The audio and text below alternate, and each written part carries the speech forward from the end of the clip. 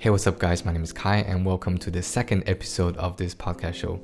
In this podcast show, I'll be mostly talking about things that are related to filmmaking, technology, and media. Whatever I find interesting, I'll talk about it. So for today's topic, well, it's not really a topic, it's a question that a lot of beginners, amateur filmmakers, and photographers used to ask me when they first started, which is, what camera should I get? What camera should I buy? And my answer is usually the same. It might sound a bit biased, but I'm not sponsored or anything. I usually say, go get a camera from the Sony Alpha series. The Sony Alpha series.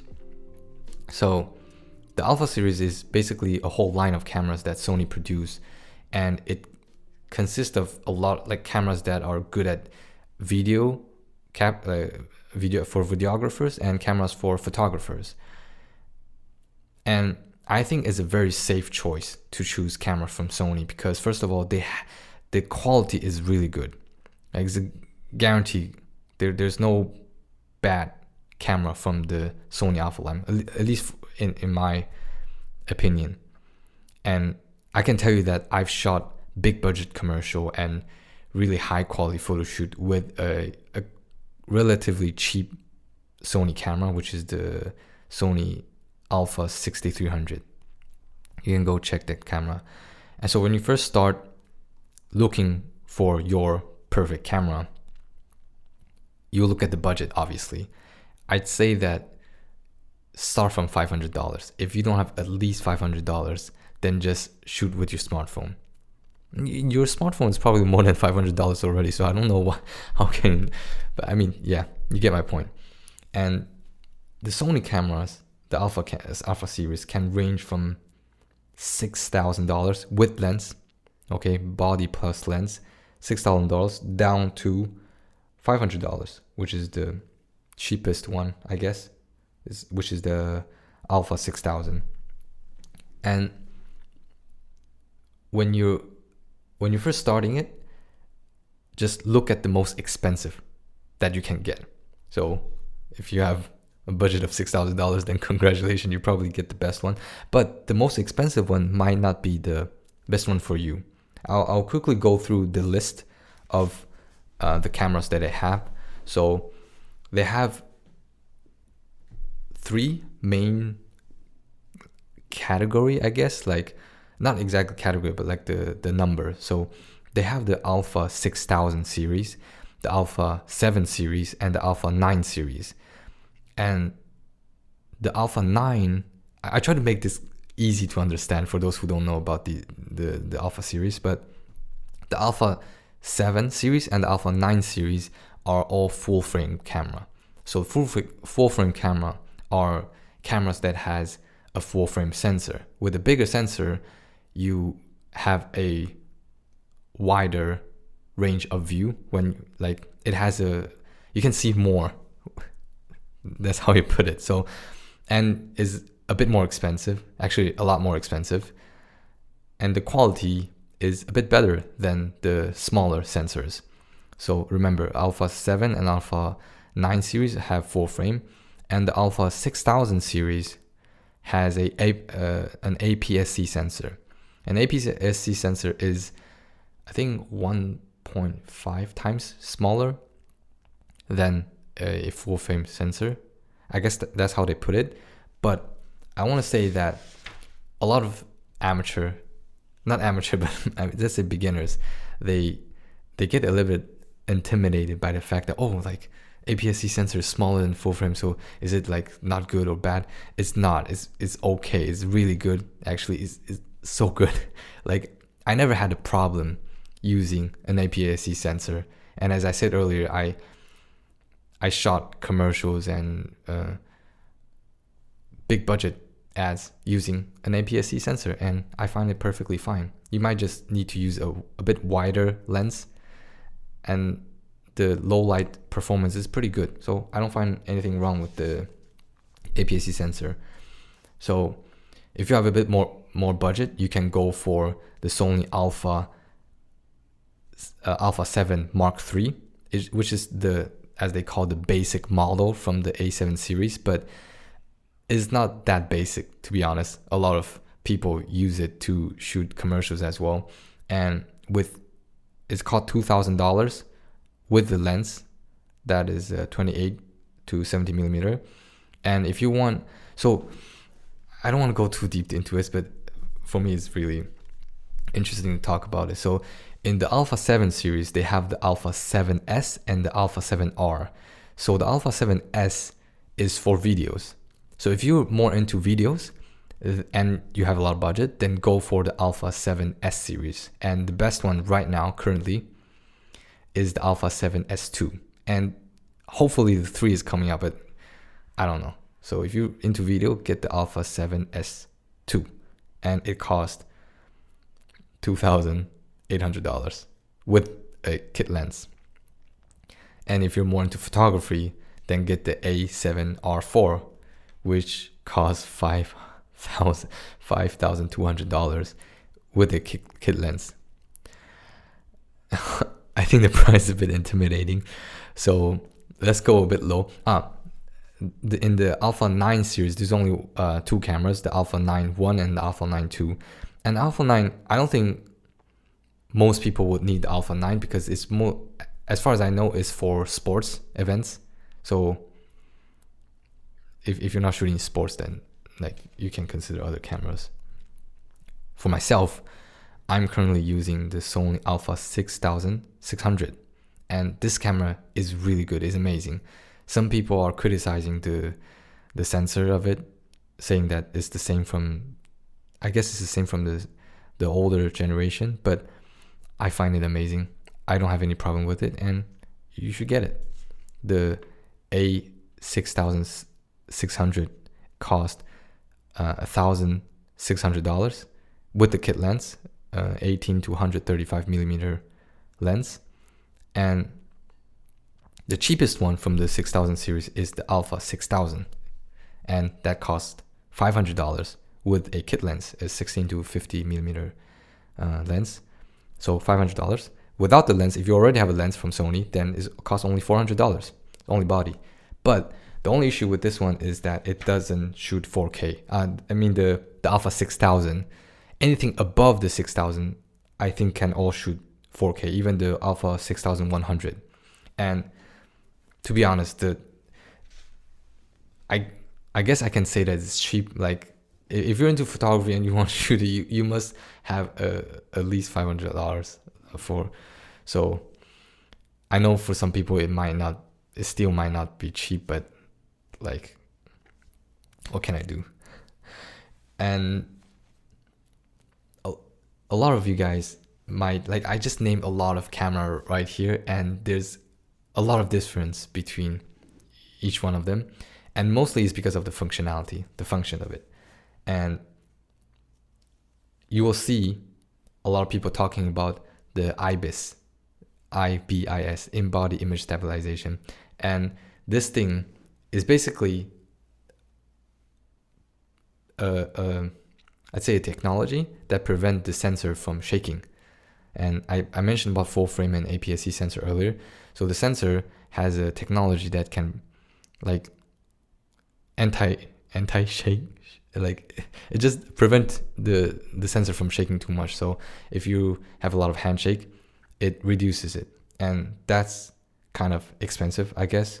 So the higher end camera usually have the IBIS, and there's also a thing called picture profiles in cameras, and that is basically how the camera capture colors and how much it compress the image.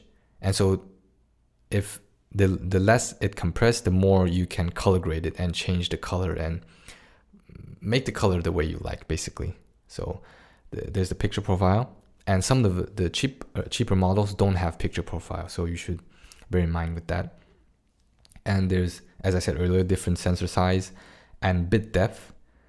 For bit depth, I don't think you need to really worry about it. Most of them are pretty much the same, and a lot of people cannot tell the difference between them, so don't worry about that. I think Sony doesn't have a very good, not like very good, but compared to other brands, I heard some complaint about the bit depth, but for me myself, it didn't really bother me. So seriously, if you're a beginner, just don't worry about it, because I'm pretty sure that if you're really entering the business and earning money, at one point you're gonna have enough money to change the camera. So like I hope. So don't really worry about it. And people talk about the color science and the autofocus. Sony has one of the, I guess, the best autofocus in the industry. The autofocus is amazing. Like right now I'm using the 6600, and autofocus, the eye autofocus is really fast. I don't think you need to worry about it. And the lens choice that Sony has is really wide. Not only you can use Sony lens, you can also use lens from Sigma or other brands. I think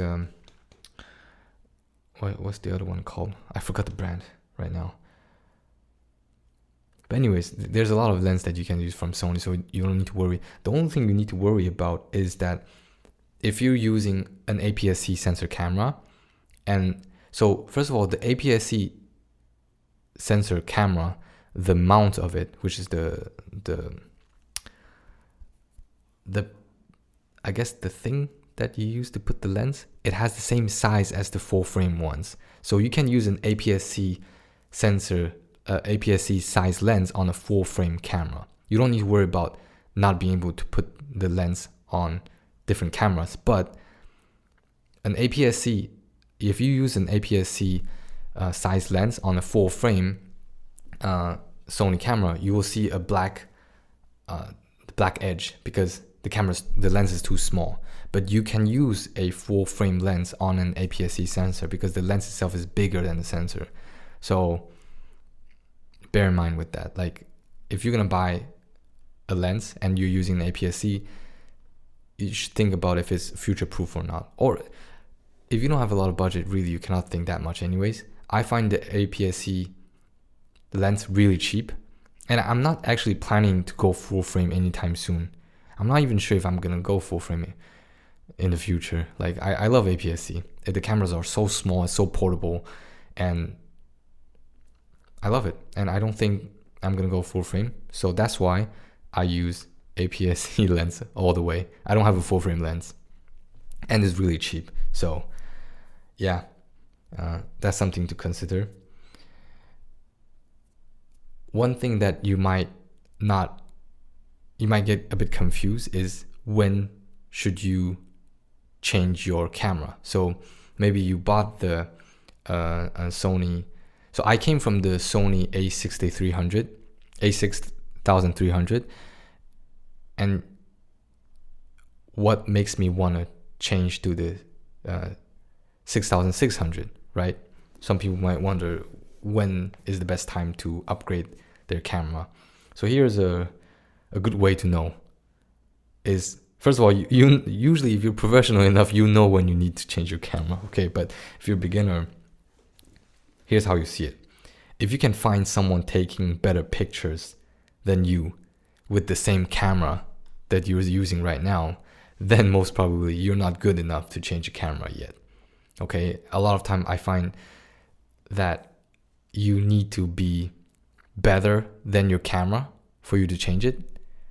I don't know if you understand this idea. It's like you have to kind of take better pictures than your camera. It's like if you took a picture from a very bad camera, and then people got surprised, oh my god, you took this picture, look amazing, and I can't believe you took with this bad camera. It means that you're better than your camera. All right, so that's kind of the idea.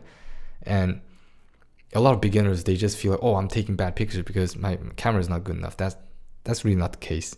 I'm pretty sure that a lot of good cinematographers and photographers, they can take better picture than me with the Sony A6000, right? So kind of like train yourself and see if there's any good photographers using the same camera as you but still taking better picture than you. If that's the case, then you probably don't need to change it yet. For video, I guess there's a bit different with video. Like I was talking about for pictures.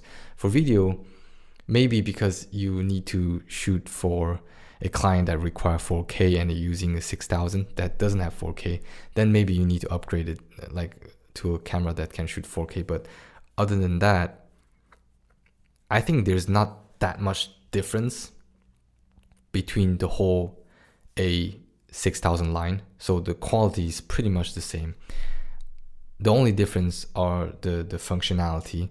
Like some of them has the in-body image stabilization, some of them has a better picture profile and all that. So yeah,